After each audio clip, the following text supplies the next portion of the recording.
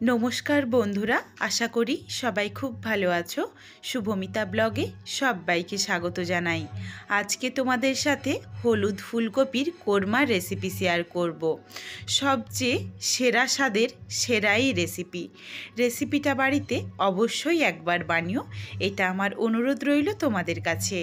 রেসিপিটা কেউ স্কিপ করো না, স্কিপ করলে কিন্তু বেশ অনেক কিছু মশলা মাঝে মাঝে অ্যাড করা রয়েছে, সেটা তোমরা মিস করে যাবে, তখন কিন্তু রেসিপিটা খেতে এতটা ভালো লাগবে না। আর এই রেসিপিটা ভাত, রুটি, লুচি, পরোটা, ফ্রায়েড রাইস, পোলাও যে কোনো কিছুর সাথেই তোমরা খেতে পারো। তাহলে চলো রেসিপিটা দেখে নেওয়া যাক। এখানে আমি প্রথমেই হলুদ ফুলকপিটা কেটে নিচ্ছি। আজকে এই প্রথমবার আমি এই হলুদ ফুলকপি রান্না করলাম, এর আগে কিন্তু কোনো দিন রান্না করিনি, তবে একটু নিজের মতো করে অন্য রকম স্বাদে রান্না করার চেষ্টা করেছি, ভিন্ন কিছু মশলা দিয়ে। রেসিপিটা কন্টিনিউ করো, আশা করছি রেসিপিটা তোমাদের ভালো লাগবে। আর সত্যি বলছি, ফুলকপির রেসিপিটা খেতে কিন্তু দুর্দান্ত হয়েছিল। বেশ বড় বড় করে ফুলকপির ফুলগুলো কেটে নিয়েছি। ফুলের নিচের দিকে ডাঁটার অংশটা একটু ছুরিতে করে 4 ভাগে সরু সরু করে ভাগ করে নিচ্ছি, যাতে ভেতর অবধি মশলাটা চলে যায়। ফুলকপিটা একটা পাত্রে তুলে নিয়েছি কেটে নেওয়ার পর। এরপর বেশ কিছুটা জল দিয়ে 1 চামচ লবণ দিয়ে 10 মিনিটের জন্য ফুলকপিটাকে ভিজিয়ে রেখেছিলাম, যাতে ফুলকপির ভেতরে কোনো পোকা থাকলে সেটা বেরিয়ে যায়। বেশ কয়েকবার জল পাল্টে পাল্টে পরিষ্কার করে ধুয়ে নিয়েছি। এরপর কিছুটা পরিমাণে জল দিয়ে ফুলকপিটাকে একটু ভাপিয়ে নেব। এখন কিন্তু লবণ দেওয়ার কোনো দরকার নেই, শুধুমাত্র জল দিয়েই 3 থেকে 4 মিনিট একটু সময় নিয়ে হালকা করে ভাপ তুলে নিচ্ছি। 3 থেকে 4 মিনিট পর দেখো ফিরে এসেছি। ফুলকপিটা সুন্দরভাবে ভাপানো হয়ে গেছে, শক্তই রয়েছে, ফুলকপিগুলো কিন্তু নরম হয়নি। আর জলের কালারটা দেখো বেশ হলুদ রঙের হয়ে গেছে, হলুদ ফুলকপি বলে। এরপর একটা ছিদ্রযুক্ত পাত্রে আমি পুরো ফুলকপিটাকেই ঢেলে দিলাম ভাপিয়ে নেওয়ার পর, যাতে এক্সট্রা জলটা পুরোটাই ঝরে যায়, একটুখানিও জল না থাকে। আমি এই ফুলকপির কোরমাটা হলুদ ফুলকপি দিয়ে বানালাম, তবে তোমরা চাইলে হলুদ ফুলকপির পরিবর্তে সাদা ফুলকপি দিয়েও কিন্তু বানিয়ে নিতে পারো। পুরো জলটাই দেখো ভালোভাবে ঝরিয়ে নিচ্ছি। এরপর একটা কড়াই বসিয়ে দিয়েছি, কড়াইয়ের মধ্যে অল্প একটু সাদা তেল গরম করে নিচ্ছি।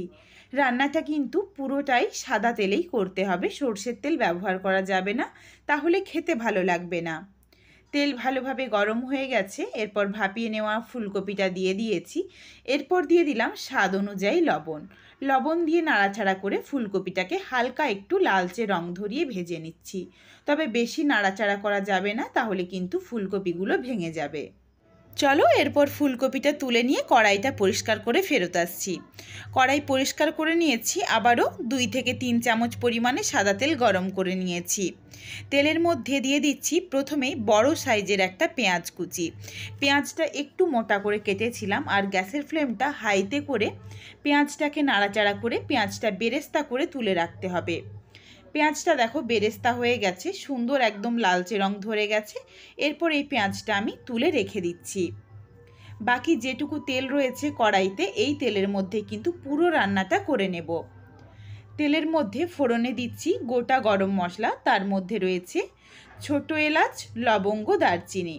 2টো লবঙ্গ দিয়েছি, একটা ছোট এলাচের মুখটা ফাটিয়ে দিয়ে দিলাম, আর সামান্য একটু দারচিনি স্টিক রয়েছে। নাড়াচাড়া করে কয়েক সেকেন্ড একটু ফোড়নটাকে ভেজে নিয়েছি। ফোড়ন থেকে সুন্দর একটা মিষ্টি সুগন্ধ এসেছে। এরপর দিয়ে দিচ্ছি বড় সাইজের একটা পেঁয়াজ বাটা।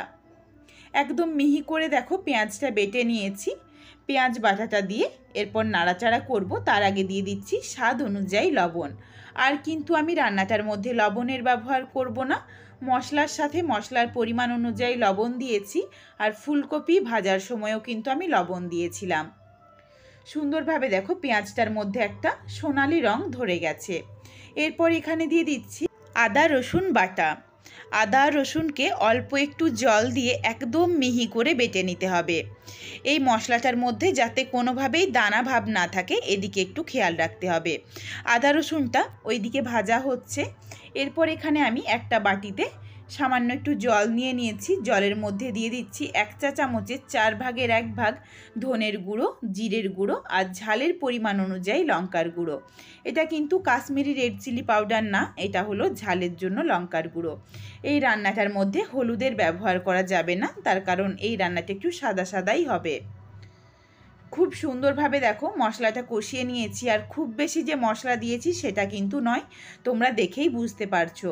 মশলা থেকে সুন্দরভাবে তেল ছেড়ে এসেছে। এরপর দিয়ে দিলাম ছোট সাইজের একটা টমেটো পেস্ট।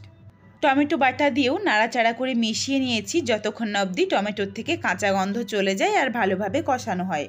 এরপর একটা পেস্ট বানাবো, তার জন্য নিয়েছি 1 চামচ পোস্ত আর 4টে গোটা কাজু বাদাম। এই দুটোকে মিশিয়ে একদম মিহি করে একটা পেস্ট বানাবো। মশলাটার থেকে দেখো খুব ভালোভাবে তেল ছেড়ে এসেছে। এরপর দিয়ে দিলাম জলে গুলে রাখা মশলা। খুবই সামান্য করে কিন্তু গুঁড়ো মশলাগুলো দিতে হবে, বেশি মশলা এই রান্নাটার মধ্যে খেতে ভালো লাগবে না। আবারও দেখো ভালোভাবে মশলাটার থেকে তেল ছেড়ে এসেছে, মানে সঠিকভাবে কষানো হয়ে গেছে। এরপর দিয়ে দিচ্ছি হাফ বাটি পরিমাণে জল। জল দিয়ে নাড়াচাড়া করে মিশিয়ে নিয়েছি। এর সাথে দিয়ে দিচ্ছি ভেজে রাখা ফুলকপি। ফুলকপি দিয়ে নাড়াচাড়া করে মিশিয়ে এরপর ঢাকনা দিয়ে একটু ভালোভাবে কষিয়ে নিতে হবে। ফুলকপিগুলো দেখো প্রত্যেক কটাই গোটা রয়েছে, ভেঙে যায়নি। ঠিক এইভাবেই অল্প করে ভাপ তুলে যদি তোমরা রান্নাটা করো তাহলে সঠিকভাবে রান্নাটা হবে। এইদিকে যেই পেস্টটা করেছিলাম সেই পেস্টটা আমি সরিয়ে রেখেছি কাজু বাদাম আর পোস্তর। ওই মিক্সার জারের মধ্যেই দিয়ে দিচ্ছি কিছুটা পরিমাণে কোচানো নারকেল। নারকেলের সাথে সামান্য একটু জল দিয়ে মিহি করে নারকেলটাকে বেটে নেব। সুন্দরভাবে দেখো নারকেলটাকে বেটে নিয়েছি। এরপর একটা ছাঁকনিতে করে বেটে রাখা নারকেলটা ছেঁকে শুধুমাত্র নারকেলের দুধটা বের করে নেব। নারকেলের দুধটা চেপে চেপে বের করে ফেরত আসছি। সুন্দরভাবে দেখো নারকেলের দুধটাও বের করে নিয়েছি। আর এইদিকে তোমাদের একটু দেখিয়ে দিই, ফুলকপিটা কিন্তু সুন্দরভাবে সুসেদ্ধ হয়ে গেছে, যেটুকু জল ছিল সেটাও কিন্তু শুকিয়ে এসেছে। এরপর দিয়ে দিচ্ছি নারকেলের দুধ আর বেটে রাখা পোস্ত আর কাজু বাদাম একসাথে দিয়ে নাড়াচাড়া করে মিশিয়ে নেব। গ্যাসের ফ্লেম কিন্তু একদম লোতেই থাকবে যখন মশলা কষানো থেকে শুরু করে এখন অবধি। আঁচ বাড়ালেই কিন্তু রান্নাটা পুড়ে যাবে, সেই ক্ষেত্রে খেতে ভালো হবে না। তোমরা চাইলে এই রান্নাটার মধ্যে কিন্তু টক দইকেও ফেটিয়ে দিতে পারো, সেটাও খেতে ভালো লাগবে।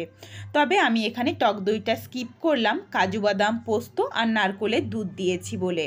এই রান্নাটার মধ্যে আমি আর চিনি ব্যবহার করব না, তার কারণ নারকেলের দুধের মধ্যে বেশ একটু মিষ্টি মিষ্টি ভাব রয়েছে আর কাজু বাদামের মধ্যেও, এই জন্যে আর চিনি দিলাম না। তবে তোমরা যদি টক দইয়ের ব্যবহার করো তাহলে কিন্তু একটু চিনি দিতে পারো, তাহলে খেতে ভীষণই ভালো হয়। একদম মাখো মাখো হয়ে গেছে। এরপর সবার শেষে দিয়ে দিলাম ভেজে রাখা বেরেস্তা। বেরেস্তা দিয়ে নাড়াচাড়া করে মিশিয়ে নিয়েছি। এরপর রেসিপিটা নাবিয়ে নেব। দুর্দান্ত খেতে হয় এই রেসিপিটা, বাড়িতে অবশ্যই একবার বানিও। আর হলুদ ছাড়াই দেখো হালকা একটা হলুদের কালার চলেই এসেছে, তার কারণ এটা হলুদ ফুলকপি বলে। সত্যি বলছি এই প্রথমবার আমি হলুদ ফুলকপিটা বানালাম, তবে এতটাও যে টেস্ট হবে সেটাও কিন্তু আমি ভাবতেই পারিনি। রেসিপিটা এতটাই দুর্দান্ত হয়েছিল। তোমরাও কিন্তু অবশ্যই একবার এইভাবে রেসিপিটা বানিও। হলুদ ফুলকপি হোক বা সাদা ফুলকপি, যে কোনো কিছু দিয়েই একই পদ্ধতিতে বানিয়ে নিও। রেসিপিটা তোমাদের কেমন লাগলো কমেন্ট করে জানাতে ভুলো না কিন্তু। রেসিপিটা যদি ভালো লাগে তাহলে লাইক করো, শেয়ার করে বন্ধুদের দেখার সুযোগ করে দিও। তোমরা যদি এই রকম নিত্য নতুন রেসিপি আরও পেতে চাও তাহলে অবশ্যই আমার চ্যানেলটিকে সাবস্ক্রাইব করে পাশে থাকা বেলটি অন করে অল নোটিফিকেশান অন করে দিও, যাতে আমার প্রত্যেকটা রেসিপির নোটিফিকেশান সবার প্রথমে তোমাদের কাছে পৌঁছে যায়। আবারও খুব শীঘ্রই হাজির হচ্ছি নতুন কোনো এক রেসিপি নিয়ে। পরবর্তী রেসিপি দেখার আমন্ত্রণ রইল। পুরো ভিডিওটা দেখার জন্য অনেক অনেক ধন্যবাদ। তাহলে আজকে আসি, সবাই ভালো থেকো, সুস্থ থেকো।